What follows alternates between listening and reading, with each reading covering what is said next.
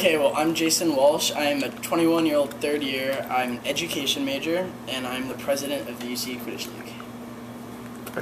Okay, how do you guys play Quidditch, and like, what would be the differences between real-world Quidditch and maybe the Quidditch that you see in the Harry Potter books and movies? Well, for starters, we can't fly. Well, what you do is you have a broom. It's about yay big. Some people use like normal-sized brooms, but the small ones are the better ones. You have 7 people per team. UC Quidditch League has 4 teams, just the normal houses: Ravenclaw, Hufflepuff, Slytherin, Gryffindor. You have 3 chasers, 2 beaters, a seeker, and a keeper. The chasers fight over the bludger, or the quaffle actually. It's a red soccer ball. They're allowed to tackle each other. Beaters fight over 2 dodgeballs. They are allowed to tackle chasers and beaters, and the seekers. The seekers chase after the snitch, which is a person dressed in all yellow, and they have a tube sock with a tennis ball inside of it that they tuck into the back of their shorts, and they can run anywhere on campus as long as they stay outside, they're not hiding, and they're constantly moving.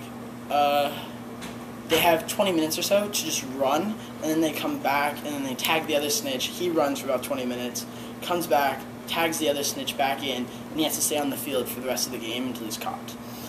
Let's see here. You score by putting a quaffle through the hoops. There's 3 hoops on each side. There's a 6-foot, 5-foot, and a 4-foot hoop on each side. So when you play, and you have to catch the snitch, and it's all around campus, is the whole game played all around campus? There's no boundaries, but usually we stay on Sheekley. But there has been times where 2 chasers will be fighting over a bludger, and they'll get off Sheekley lawn, but there's no boundaries, but they usually stay on the grass. But the snitch has been I caught the snitch in the football stadium once. He's been caught at McCollum's. He's been caught everywhere, really. For your brooms, do you have ones that you're supposed to use for the game, or can it be just anything you pull out of your pantry closet or something? Anything you can pull out, really. People played with Swiffers. They played with mops. Someone actually even made suspenders out of his broom. He attached it so that he didn't have to hold on to it, even though technically when you're moving, you have to have one hand on your broom at all times. We changed a rule. The IQA plays by different rules than we do, but if we stop moving, you can clutch it with your legs and then catch it, but IQA rules, you have to only catch it with one hand. So we changed that one. What are IQA rules?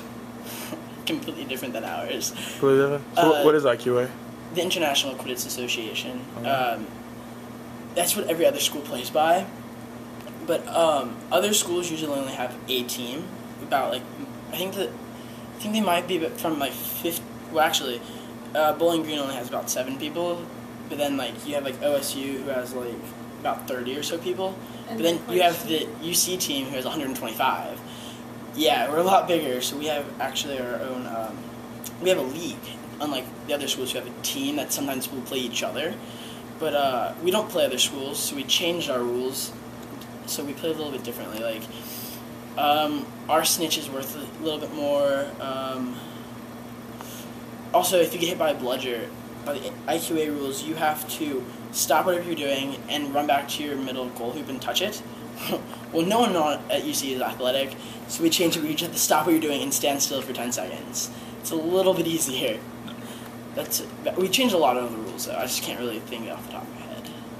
But you said that there's only, is it 5 or 7 people on it? 7. 7 people? Yes. How do you play with 140 members then? Well, we split each other up onto 4 teams, and then you have subs.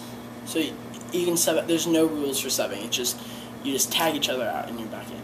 Okay. So you have, I guess, 2 games going on at the same time? No. We'll play We'll play with 2 teams, and then when they're done, the next 2 teams will come on.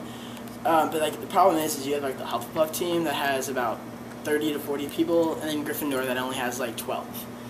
So that's a problem, but we let people be on whichever team they want to be.